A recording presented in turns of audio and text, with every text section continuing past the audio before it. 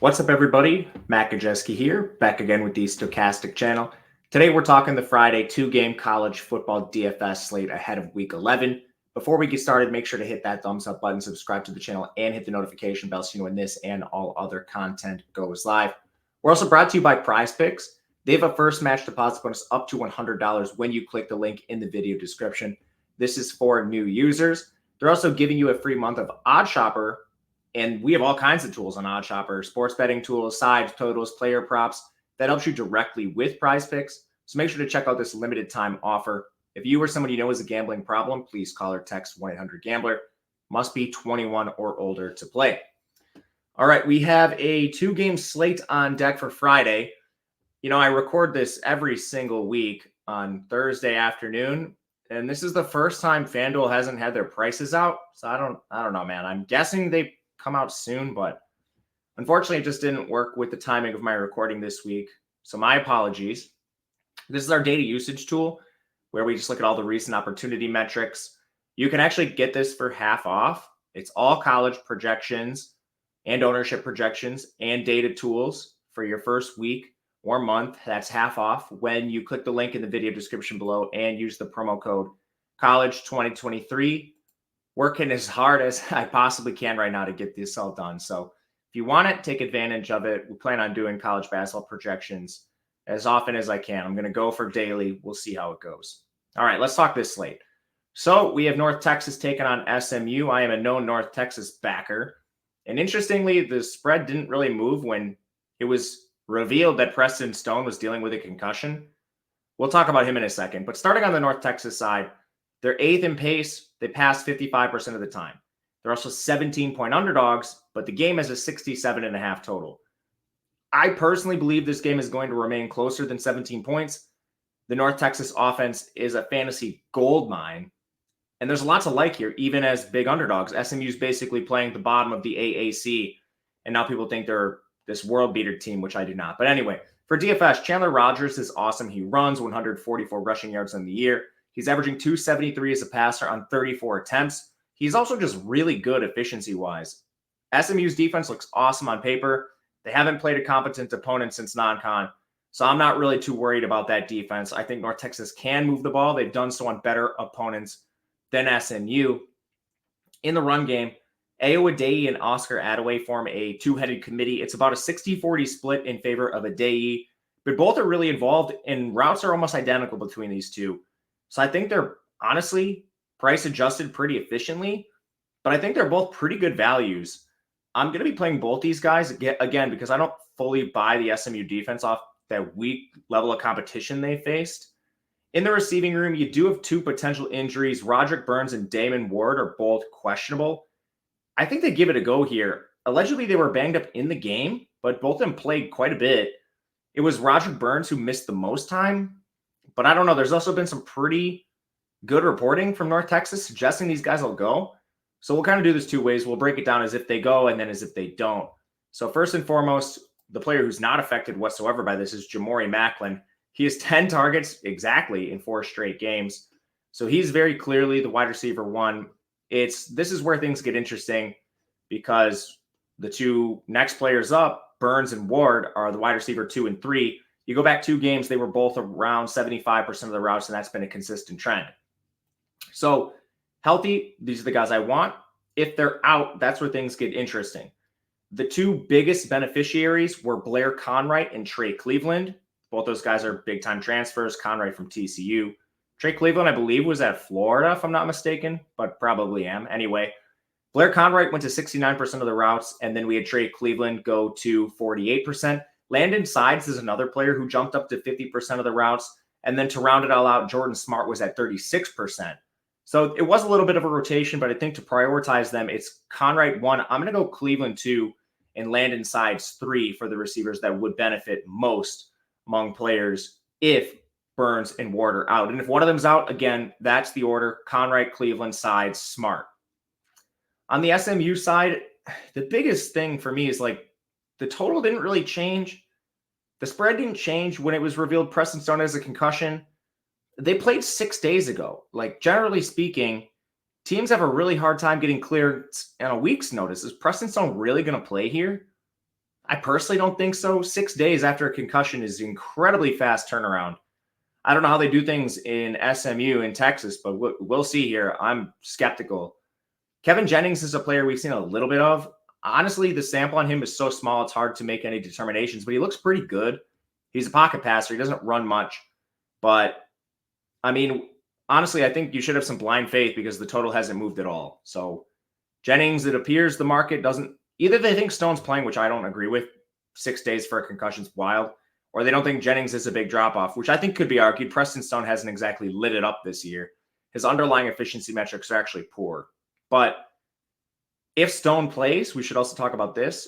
He's also a good play. I mean, just the 42.25 team total. I can dislike the talent for the guy all we want, but at the end of the day, North Texas does not have a good defense. And Stone has really good volume. SMU's 34th in pace with a 49% pass rate, and he runs. He has 199 yards. So if he plays, we got to play Stone. If he's out, I think we got to play Jennings. They're both just too cheap. The backfield, LJ Johnson's moved ahead of Jalen Knighton a little bit here. Last 2 games, he's out carried Knighton. The routes are basically in line with the carries. I don't think there's really too much to read into. Johnson had the 4 targets, Knighton only 1 target.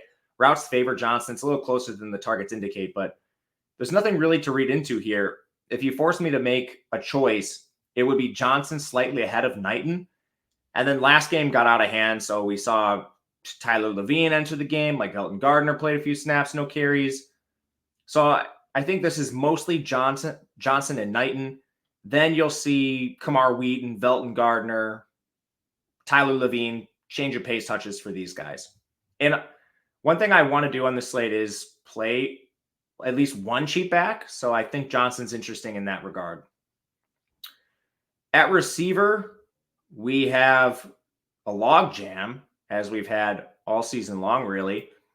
But I think one thing we can confidently say is RJ Maryland is the wide receiver 1 for this team, even though he plays tight end. He just by far is the best routes. He at least like eclipses 70%, approaches 80% at times. So I think for safety, just Maryland's number 1, even though he's not the most targeted player. Beyond that, we did lose a player. Jordan Curley's out for the year with a torn ACL. So I'm curious what happens with this target share now that we lost a guy. Do the routes consolidate for a player or something? I'm not 100% sure. But I think when you look at these players, Jake Bailey, he's among the top 3. I think Keyshawn Smith is among the top 3. His routes are at 67% last game. And then the third guy for me is going to be probably Jordan Hudson, but this is a pretty distant third.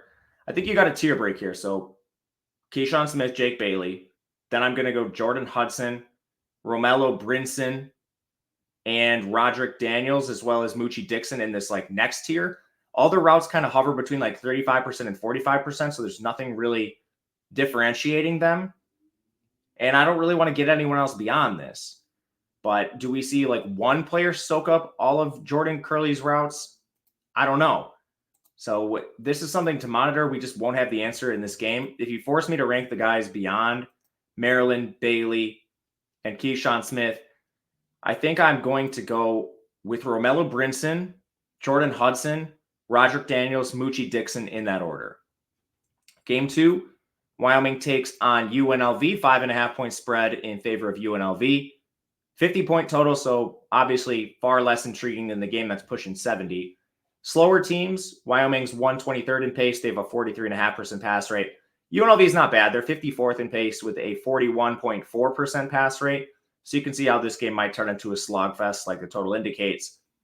I have a lot of interest in one quarterback here, and it's not Peasley, who is a glorified game manager. He does run a little bit, 235 yards. That's second on the team, but his passing numbers are just so bad. It's nothing he's doing. It's just a run-based team that's really slow, and he's a game manager. So he comes in as QB4 for me on this slate. I'd rather play both QBs in the prior game, even if it's not Preston Stone that starts. Someone we can definitely play is Harrison Whaley, coming off a 29-carry game. I wouldn't read too much into the 10 carries we saw in the previous game. In the third most recent game, he suffered an injury, so they eased him into action a little bit, and then he came right back last week with 29 carries. Just absurd workload, 30 total touches. He's averaging 115 on the ground. UNLV plays pretty good defense, especially against the run, where their weak is through the air, which does not benefit Wyoming. But honestly, this volume is too good to fade.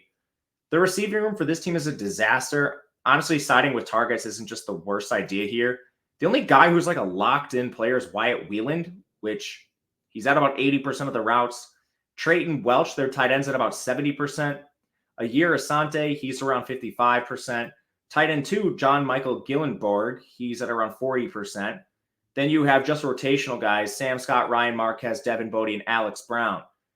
Among this list, I think Alex Brown is the best dart throw, but even a guy like Will Pellissier popped up for 30% of the routes. There's no consistency once you're behind John Michael Gillenborg. So I'm going to try to focus on the top 4. If I'm playing any, it's not a great situation to target, but at least worth mentioning here. I'll adjust this for people's names. There we go. UNLV, the favorite. Jaden Maeva has been awesome this year. Really efficient, just doesn't have the best volume because it's a run-based team. He is involved in that regard, 159 yards on the ground. I tentatively rank him QB3 just because the game environment's so much better in the previous contest. But if you wanted to put Maeva 2, I could see it. Anyway, the backfield is a full 3-way committee, and honestly, 4 guys get involved because Courtney Reese handles a sparing touch. But Vincent Davis, Jaden Thomas, Donovan Lester, this backfield has so much ebb and flow to it where I don't confidently project anyone as the lead back. If you force me to pick, I would say Davis, but you can see how close this is. Davis, 95 touches. Jaden Thomas, 90. Donovan Lester, 82. Davis has been the most efficient, so he's the best option to get to, but it's very close. Where you can go with confidence is the receiving room, where Ricky White is just a straight-up dominator, averaging 98 yards per game on 9.2 targets. Ricky White's a priority, and he's someone I'm going to start with on this slate. I don't really see a lot of alternatives, just like in the alpha status. Beyond that, Seneca McKee is your 2, consistently above 75% of the routes over the last 4 games. Jacob DeJesus is a little less consistent. Last 4 games, he was at 39%, 65%, 67%, back down to 40%. So not quite as clear with him. They use tight ends fair amount here. It's basically Kaleo Bolingay, but he also splits with Shelton Zion, so not too much interest in tight ends. And then the guy that really kind of cannibalizes DeJesus is Dominic Jacinto. Around 20% of the routes. It's not great. You definitely can't play him by himself.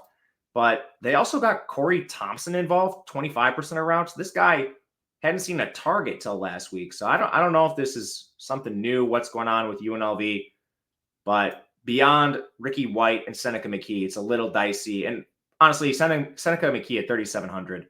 If you're debating DeJesus, just find the 100, I think, personally, to get up there. Just less risk.